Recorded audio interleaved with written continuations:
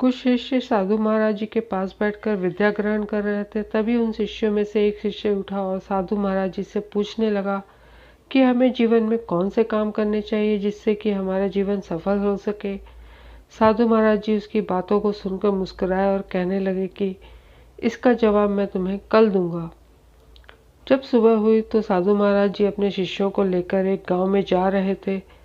तभी साधु महाराज जी ने अपने शिष्यों से कहा कि तुम्हें घर घर जाकर भिक्षा मांगनी चाहिए और जब भिक्षा मिल जाए तो तुम्हें उस पेड़ के नीचे आकर उपस्थित होना होगा।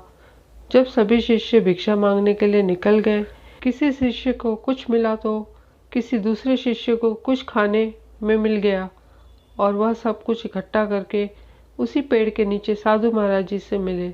साधु महाराज जी ने जब सभी शिष्यों से पूछा कि सभी लोग भिक्षा लेकर आ गए हैं तो सभी शिष्य बोले कि हम सभी यहाँ पर उपस्थित हैं।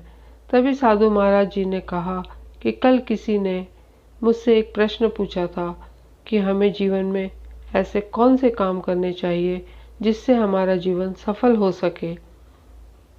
साधु महाराज जी ने की बात सुनकर वह शिष्य खड़ा हो गया और कहने लगा कि साधु महाराज जी, मैंने आपसे एक प्रश्न पूछा था। तब साधु महाराज जी ने कहा कि आज तुम सभी लोग भिक्षा मांगने के लिए गांव में गए हुए थे। किसी ने अपने मन से भी भिक्षा दी होगी और किसी ने अपने मन से भिक्षा नहीं दी होगी। यह बात आप सभी लोग जानते हैं। जिसने अपने मन से भिक्षा को दिया है, हमें उसी के अनुसार अपने जीवन में कार्य करने हैं।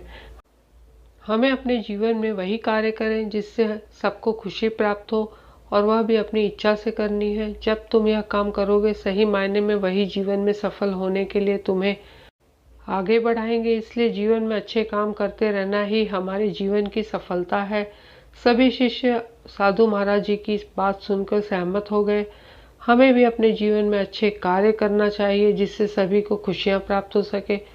कहानी पसंद आई हो तो अपने फ्रेंड सर्कल में से शेयर करें और कमेंट बॉक्स में ज़रूर बताइए।